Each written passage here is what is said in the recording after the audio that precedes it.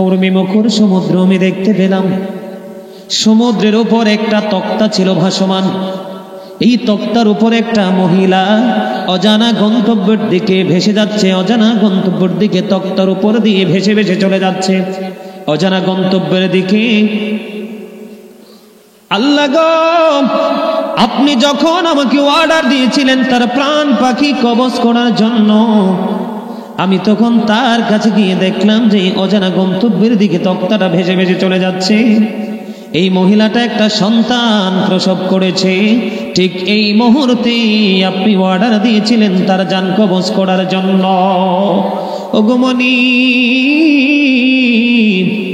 তখন আমি তার এই পরিস্থিতি, একদিকে তার প্রসব যন্ত্রণা, আর একদিকে আপনার অর্ডার আসলো তার জান কবজ করার জন্য গো। আমি তখন তার জান কবজ করতে গিয়ে আমার দুঃখ লেগেছিল। আল্লাহ তখন মুস্কি হেসেছে। জোরে জোরে বলেন না সুবহানাল্লাহ, জোরে বলেন আল্লাহু আকবার। আল্লাহ রাব্বুল আলামিন হেসে দিয়েছে। তারপরে আল্লাহ রাব্বুল আলামিন বললেন, আজরাইল তোমার জীবনে আর কোনো ঘটনা এমন আসেনি? এবার আজরাইল দেখে দেখে বলে, মনি, ওই যে সাদ্দাত নিজের হাতে জান্নাত বানাইল, জান্নাত বানানোর পরে যেদিন তার জান্নাতে যে কদমটা দিবে, ঠিক ঘোড়ায় চড়ে টকবক টকবক করে জান্নাতের গেটে যখন গেল, একটা পা তার ঘোড়ার একাবের উপরে, আর একটা পা তার জান্নাতের গেটের দিকে বাড়িয়ে দিবে। ঠিক এই মুহূর্তে তার জানটা তুমি কবজ করার অর্ডার দিয়েছো গো আল্লাহ। সেদিন তার জান কবজ করতে গিয়ে আমার দুঃখ লেগেছিল। আবারও জোরে জোরে আল্লাহু আকবার। আল্লাহ রাব্বুল আলামিন বললেন, আজরাইল তোমার কি দুঃখের খবর শেষ? কয় শেষ। এই দুইটা খবর আমার জন্য বড় দুঃখের ছিল। এবার আল্লাহ রাব্বুল আলামিন ডেকে ডেকে বলে, আজরাইল এবার তুমি শোনো, খবরটা কি? খবর হলো, ওই যে তুমি প্রথম যে মহিলা তার জান কবজ করতে গিয়ে তোমার দুঃখ লেগেছিল, ওই যে ছোট্ট একটা বাচ্চা তুমি দেখেছিলে তক্তার উপরে প্রসব হয়েছে, এই ছোট্ট বাচ্চাটাই আজকের সাদ্দাত। জোরে জোরে বলেন আল্লাহু আকবার। আমি আল্লাহ নিজে দায়িত্ব নিয়ে সাদ্দাতকে সমুদ্র থেকে উঠাই আনলাম। উঠাই এনে বাঘিনীর কাছে তাকে দায়িত্ব দিলাম। বাঘের দুধ খেয়ে খেয়ে এত শক্তিশালী হলো, শতমূল্যকের বাদশাহী সে পেয়ে গেল। পাওয়ার পরে সে আমি আল্লাহকে পর্যন্ত স্বীকার করতে দেরি করে না। জোরে জোরে নাউজুবিল্লাহ। সে নিজে জান্নাত বানালো। কি করলো সে? কি করলো? বন্ধুরে আমার, ওই মহিলার জন্য কান্না করে কোনো লাভ নাই, সেটা মালিকের পক্ষ থেকে হয়েছে। এই সাদ্দাত, ওই যে ছোট্ট বাচ্চা আজকের সাদ্দাত, তাকে আমি এত শক্তিশালী বানাইলাম, এত পাওয়ারফুল বানাইলাম, এত ক্ষমতা আমি তাকে দিলাম। সে আমার শেষ পর্যন্ত আমি আল্লাহকে পর্যন্ত স্বীকার করতে বাধ্য হলো এবং নিজে জান্নাত বানিয়ে ফেললো। আমি আল্লাহ যদি এই সাদ্দাতকে জান্নাতে যাওয়ার সুযোগটুকু দিতাম রে আজরাইল, একটা সময় মানুষ ওই সাদ্দাতকে খোদা পর্যন্ত মানতে রেডি থাকতো। কথা বলেন না কেন? যেই আল্লাহর ওলিদের কারণে পৃথিবীর বাংলার জমিনে ইসলাম আসলো। আজকে আল্লাহর ওলিদেরকে নিয়ে কলঙ্ক আছে না নাই? যেই নবী বলেছেন, ক্বালা আইয়ুকুম মিসলি, তোমরা কে আছো আমার মতো? নবী আজ থেকে ১৫০০ বছর আগে চ্যালেঞ্জ ছুড়ে দিল। ও বন্ধু, আজকে নবীর চ্যালেঞ্জটাকে উপেক্ষা করে আমাদের মাঝে অনেকেই আছে নবীকে বলে আমাদের মতো। আছে না নাই? কথা বলেন না কেন? বন্ধুরে আমার, আল্লাহ রাব্বুল আলামিন সাদ্দাতকে ধ্বংস করে দিল, কারণ তার এমন একটা চরিত্র, এমন একটা কলঙ্কজনিত অধ্যায় তার নামটা চলে গেছে। বন্ধু, তার এই তাণ্ডব থেকে তার মা পর্যন্ত রেহাই পেত না, এবং সে যদি জান্নাত রেডি করার পরে বিচরণ করত, মানুষ তাকে খোদা মানতে বাধ্য হতো। জোরে জোরে বলেন না নাউজুবিল্লাহ। এই জন্য আল্লাহ রাব্বুল আলামিন তাকে ওই জান্নাত বানানোর পরে জান্নাতে ঢোকার সময় আল্লাহ রাব্বুল আলামিন দেয় নাই। তাহলে এখান থেকে কি বোঝা যায় মানুষের জীবন সীমিত কিনা বলেন? আল্লাহর হাতে কিনা? মানুষ চাইলেও কি যেই কোনো সময় যেই কোনো কিছু করতে পারে? পারে না। মানুষ যেই কোনো কিছু করতে পারে না। আল্লাহ রাব্বুল আলামিন বলেছেন বন্ধু, আলহামদুলিল্লাহিল্লাযী খালাকাল মাউতা ওয়াল হায়াতা লিয়াবলুওয়ান্নাস। আল্লাহু আকবার কন্যা, আরো জোরে। কি আপনার মন কইছে? আরে ভাই, মানুষের আসল সত্তা তো তার দেহ না, তার আত্মা। আপনাদেরকে কিভাবে বুঝাবো আমি? লবণ না দিলে কি খাবার খাইতে পারে? কেন? স্বাদ লাগে না। দেখছেন নি খাবারে কত কিছু থাকে, কিন্তু লবণ নাই তো মজা নাই, খাবার আর খাওয়ার উপযোগী থাকে না। ঠিক না বে ঠিক? কথা বলেন না কেন? ঠিক লবণ ছাড়া যেমন খাবারটা স্বাদ হয় না, ঠিক তেমনি 100% ইমানদার ছাড়াও কিন্তু ওয়াজ নসিহত আমল টামল মজা লাগবে না। ঠিক না বে ঠিক? আরে ভাই, মানুষের আসল সত্তা হইছে তার আত্মা। এই যে আমরা প্র্যাকটিক্যালি একজন আরেকজনকে দেখতে পাই, এটা আসল মানুষ না। এটার এক নাম, ভিতরেরটার আরেক নাম। এটার নাম আল্লাহ কোরআনে বলেছেন, কখনো বলেছেন ইয়া আইয়ুহান নাস, আবার কখনো বলেছেন ইয়া আইয়ুহাল ইনসান। ইংলিশে বলা হয় কখনো ম্যান, আবার কখনো পারসন। বাংলাতে বলা হয় মানুষ।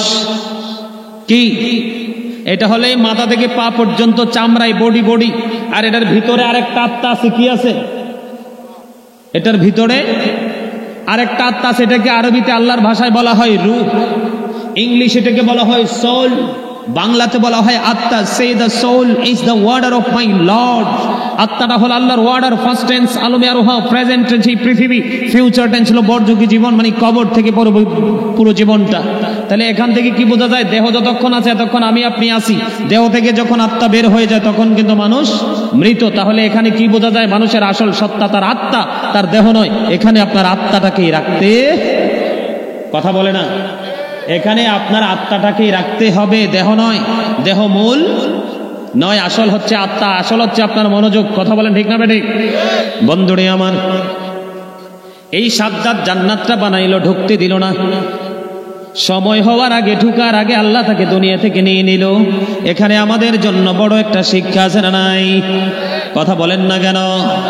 বন্ধুরে আবার, আল্লাহর হুকুমকে উপেক্ষা করে এড়িয়ে যাওয়ার কোনো সুযোগ নাই। আপনাদেরকে আমি বলতে চাই বন্ধুরে আমার, হাদিস শরীফের মধ্যে এসেছে, কাফের যারা বন্ধু, কাফের যারা, তাদের প্রাণ পাখি যখন মৃত্যুদূত নিতে আসে রে, তখন ফেরেশতারা একটা কুদরতি চট নিয়ে পৃথিবীতে আসে। নাউজুবিল্লাহ।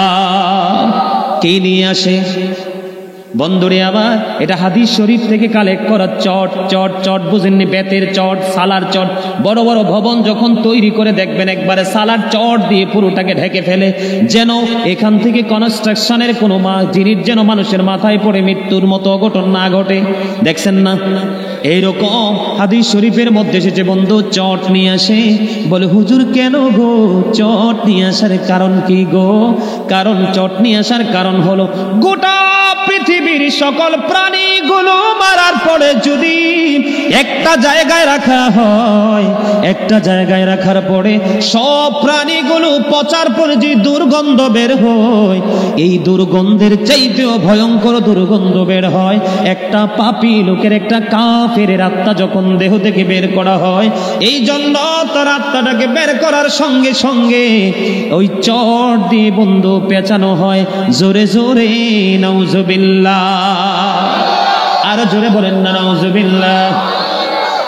বন্ধুরে আমার, আমাদের এই জায়গাটাকে বন্ধু অত্যন্ত গুরুত্ব সহকারে দেখতে হবে। আমার নবী বলেছে, অনেক জ্ঞানী মানুষের গান পর্যন্ত মৃত্যুর সময় বন্ধু অচল হয়ে যায়। কি হয়ে যায়? কথা বলেন না কেন?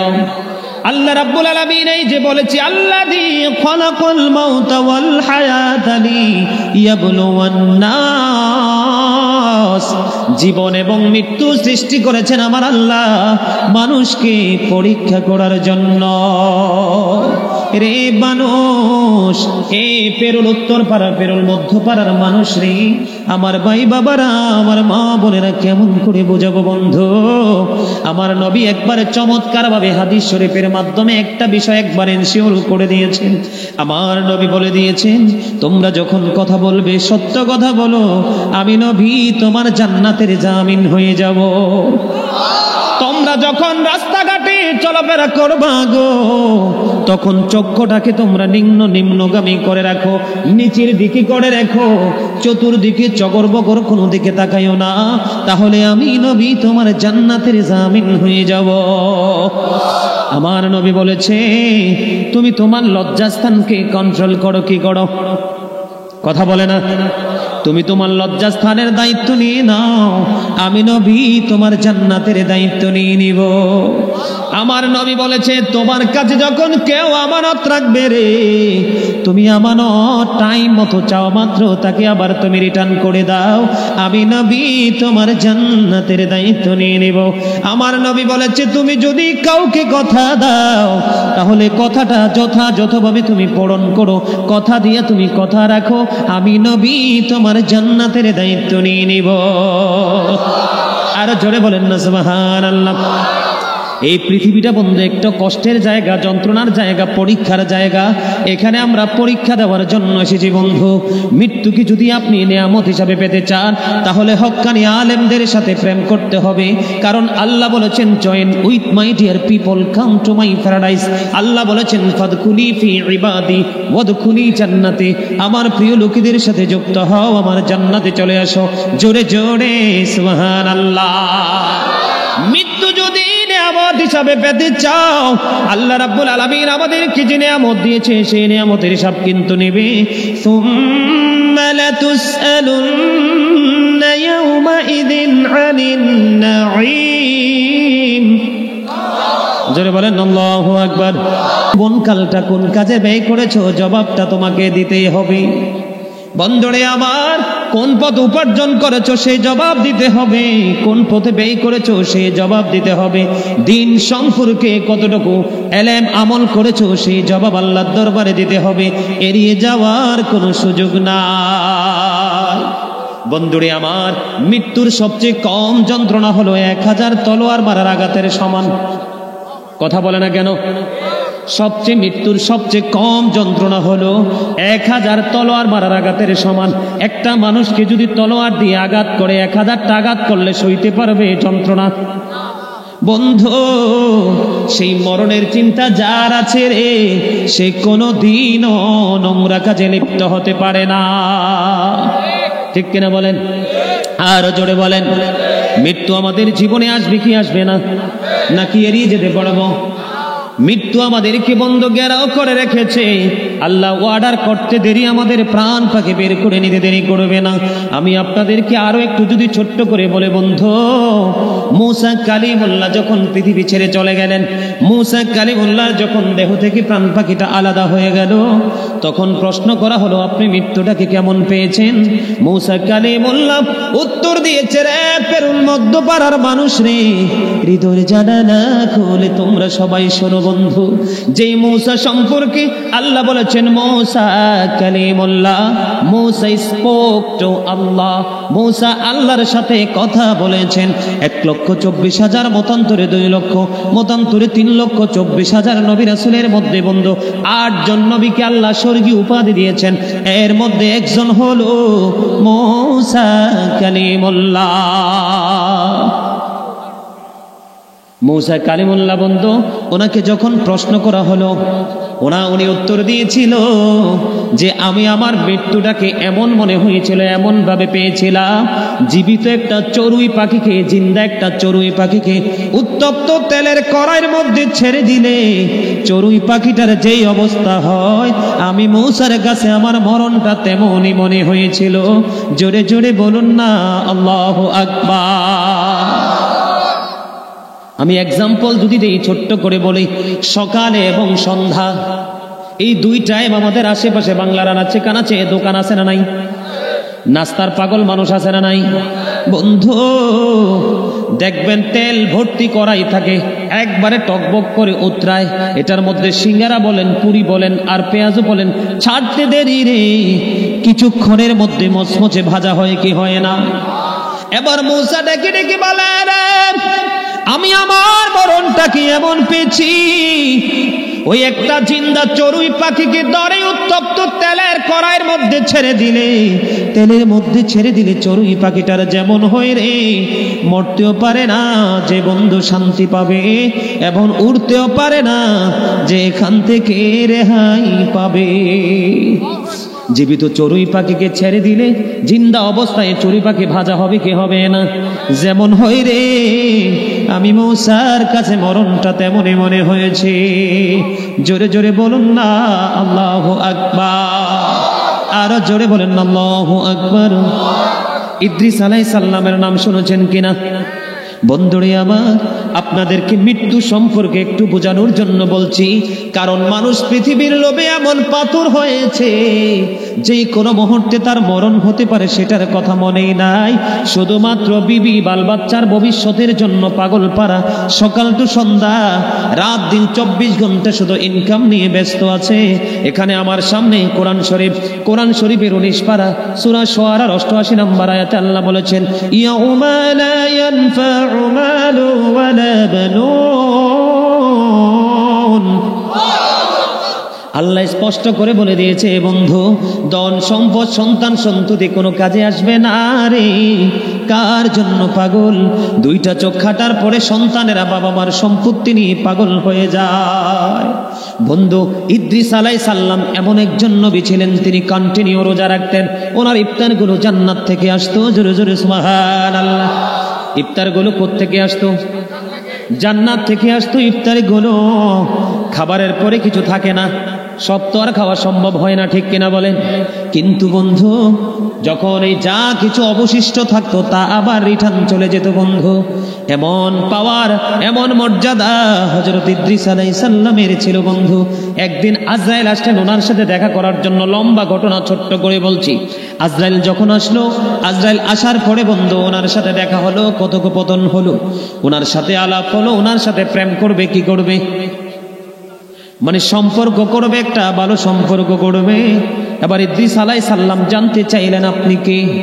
আমি মূল জায়গাটা বলছি। কয়, আমি হলাম আজরাইল। কয়, আজরাইল তো আসে মানুষের মরণের সময় হলে, সৃষ্টির পৃথিবী থেকে চলে যাওয়ার সময় হলে। কয়, আপনি কি আমার মৃত্যু দেওয়ার জন্য এসেছেন? কয়, না, আপনার সাথে একটা সম্পর্ক করার জন্য এসেছি। কয়, কি সম্পর্ক? কয়, সম্পর্ক করতে হলে শর্ত আছে রে। কয়, শর্ত কি? প্রথমত হলো আমাকে মরণ দিতে হবে, দ্বিতীয়ত হলো আবার পুনরায় জিন্দা করতে হবে, আমাকে জান্নাত দেখাতে হবে, জাহান্নাম দেখাতে হবে। জোরে জোরে বলেন না সুবহানাল্লাহ, আরো জোরে বলেন না সুবহানাল্লাহ। আজরাইল আলাইহিস সালাম বন্ধু আল্লাহ রাব্বুল আলামিনের সাথে কথা বললেন। আল্লাহ রাব্বুল আলামিন অনুমতি দিয়ে দিলেন। এবার ইদ্রিস আলাইহিস সালামকে বন্ধু মৃত্যু দেওয়া হলো। কয়, মৃত্যুর স্বাদ আপনি কেন নিতে চান? কয়, এই কারণে নিতে চাই, মৃত্যুর যন্ত্রণা কেমন যেন অনুভব করতে পারি, এবং সেটা অনুভব করে যেন আল্লাহর যেই হুকুম, আল্লাহর অর্ডার মানতে পারি। জোরে জোরে বলেন না সুবহানাল্লাহ।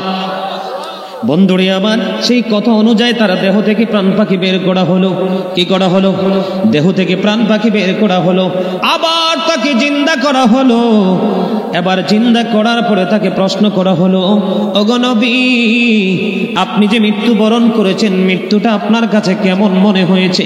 এবার ইদ্রিস আলাইহিস সালাম বলল, আমার কাছে আমার মরণটা এমন মনে হয়েছে গো, জীবিত একটা প্রাণীকে মাথা থেকে পা পর্যন্ত চামড়াটা ছেড়ে ফেললে যেমন মনে হয়, অথবা পা থেকে মাথা পর্যন্ত চামড়াটা তুলে ফেললে যেমন মনে হয়, আমার কাছে আমার মরণটা তেমন মনে হয়েছে। জোরে জোরে আল্লাহু আকবার। উনি একজন নবী, উনি জাহান্নাম দেখতে চেয়েছেন, জাহান্নাম দেখলেন। ওনাকে যখন জান্নাত দেখতে চাইলেন, তখন আজরাইল বলেছিল, নবী গো, কথা দেন জান্নাত দেখার পরে ফিরে আসবেননি। জোরে জোরে বলেন না সুবহানাল্লাহ। কথা দিলাম জান্নাত দেখার পরে ফিরে আসবো। কথা অনুযায়ী তিনি জান্নাতে চলে গেলেন, যেটা কিতাব প্রমাণ করেছে বন্ধু। যখন তিনি জান্নাতের দিকে কদমটা বাড়ালেন, প্রথম দিকে তিনি জান্নাতে জুতাগুলো বাইরে রেখে প্রবেশ করেছেন। ওখানে তিনি ভিতরে ঢুকলেন বন্ধু। ভিতরে ঢোকার পরে জান্নাতের এই মনোরম পরিবেশ দেখার পরে উনি ওখান থেকে বাইরে এসে আবার জুতাগুলো নিয়ে জান্নাতে চলে যায়। আজরাইল বললেন, নবী গো, বের হয়ে আসুন, আপনাকে দুনিয়ায় দিয়ে আমি আমার অন্য কাজে নিয়োজিত হব। তখন আল্লাহ ডেকে ডেকে বলল, আজরাইল, আমার নবীকে ডিস্টার্ব করো না। আর ইদ্রিস আলাইহিস সালাম ডেকে ডেকে বলে, রে আজরাইল, একটা মানুষের একবার তো মরণ হয়, দুইবার না। আমি ইদ্রিসের একবার মরণ হয়েছে। জান্নাতে যাওয়ার আগে মানুষ জাহান্নাম দেখবে, আমি তো জাহান্নাম দেখেছি, আমি জান্নাত থেকে আর বাইরে আসবো না। ইদ্রিস আলাইহিস সালামের কপালে তকদিরে এটাই ছিল বন্ধু। এমন প্রেমময় ছিল যার চতুর্পাশ। তারপরেও যদি ওনার বক্তব্য হয় রে যে আমার মরণটা এমন হয়েছিল, আমার কাছে আমার মৃত্যুটাকে এমন মনে হয়েছে, জীবিত মানুষের চামড়া চলে ফেললে, জীবিত প্রাণীর চামড়া চলে ফেললে ওই প্রাণীর কাছে যেমন কষ্টকর মনে হয়, তেমন যদি হয় নবীর বক্তব্য, আপনার আমার উপায় আসেনি।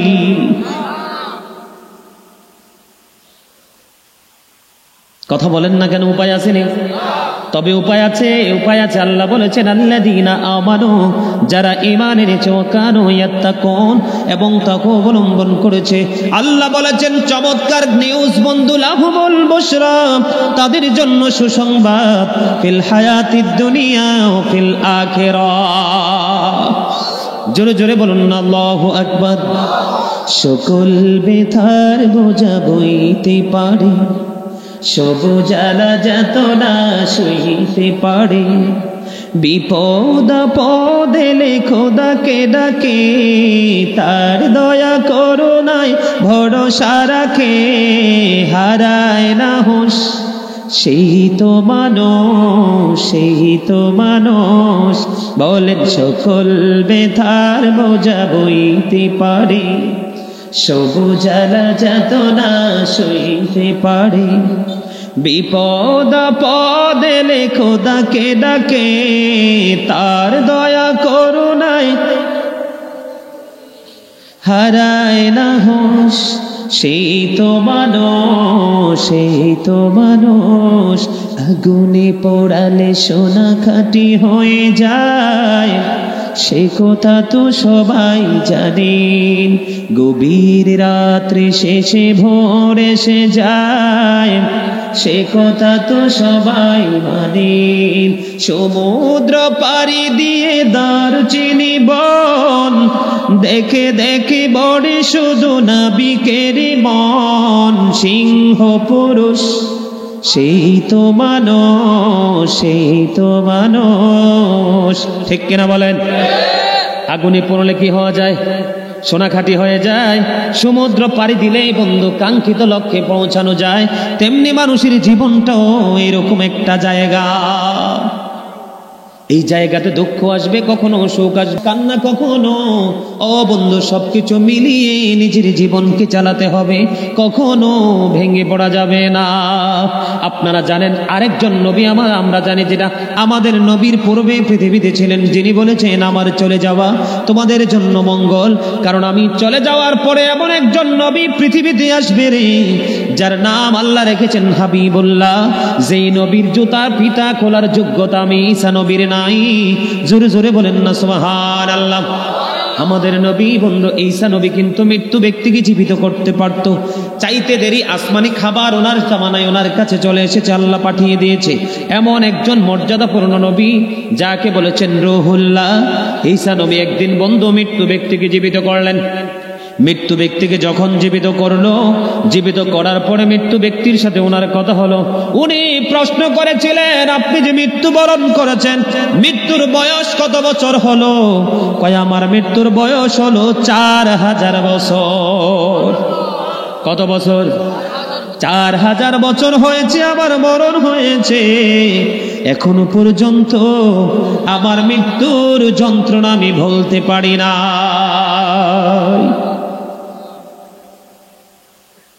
সেই মৃত্যু আমাদের জন্য অপেক্ষা করছে কি করছে না? কথা বলেন না কেন? আমাদের সবাইকে মনে রাখতে হবে, কুল্লু নাফসিন যায়কাতুল মাউত, অল মেন উইল ডাই। অস্বীকার করার কোনো সুযোগ? আমার নবীর প্রাণ পাখি নেওয়ার জন্য যখন আজরাইল আসলো, আজরাইল যখন আমার নবীর বুক মুবারকের উপরে হাত রাখলো রে, আমার নবী প্রশ্ন করলো, আজরাইল কি রাখছো? কয় আমার নবী গো একটা আঙ্গুল রাখলাম।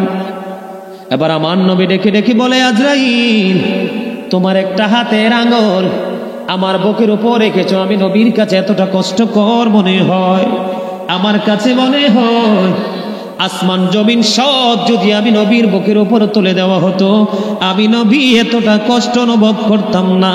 তোমার আঙ্গুলের চাপ আমার কাছে এতটা কষ্টকর মনে হয় রে আজরাইল, আমার গুনাহগার উম্মতের মৃত্যুর কষ্ট সহ আমাকে দিয়ে দাও। এখানে আমি বুঝাইতে চাই বন্ধু, দেহ থেকে প্রাণ পাখি বের করার সিস্টেম আছে। কাফেরের জন্য এক ধরনের, মুনাফিকের অবস্থা হবে একরকম, ইমানদারের অবস্থা হবে একরকম, কিন্তু আমি আপনাদেরকে যে প্রক্রিয়াটা সেটা তো করতে হবে। কথা বলেন না কেন? প্রক্রিয়া করতে হবে কিনা? অপারেশন থিয়েটারে যখন নেওয়া হয়, তার এই বিমানটাকে তুমি এখান থেকে ফিনিশ করতে হলে, ধ্বংস করতে হলে অবশ্যই ডাক্তার সে অপারেশন থিয়েটারে গিয়ে রুগীকে সিস্টেম অনুযায়ী কিন্তু সব কাজ করলে সে সফল হবে, ঠিক কিনা বলেন? বন্ধুরে আমার, সেই মৃত্যু আমাদের জন্য চতুর্দিক দিয়ে ঘেরাও করে রেখেছেন। এই মৃত্যুর চিন্তা কিন্তু এখন আমরা করি না। আমরা মনে করি আমরা অমর হয়ে পৃথিবীর বুকে এসেছি, ঠিক কিনা?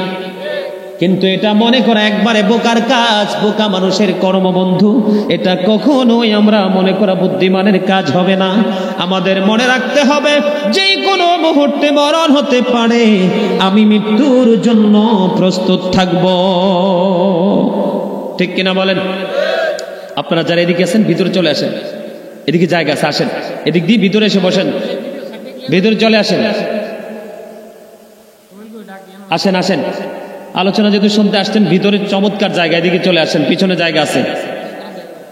দাঁড়ায় থাকা তো কতক্ষণ দাঁড়ায় থাকবেন? চলে আসেন এদিক দিয়ে ভিতরে চলে যান।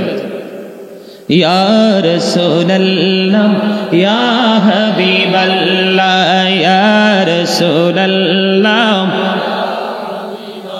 লা নবী গো তোমার ভালোবাসায় পা পৌঁছে যায়, ইয়া নবী ইয়া নবী ইয়া নবী ইয়া নবী ইয়া নবী ইয়া নবী, নবী গো তোমার ভালোবাসায় আল্লাহর বন্ধু হওয়া যায়, ইয়া নবী ইয়া নবী ইয়া নবী ইয়া নবী ইয়া নবী ইয়া নবী।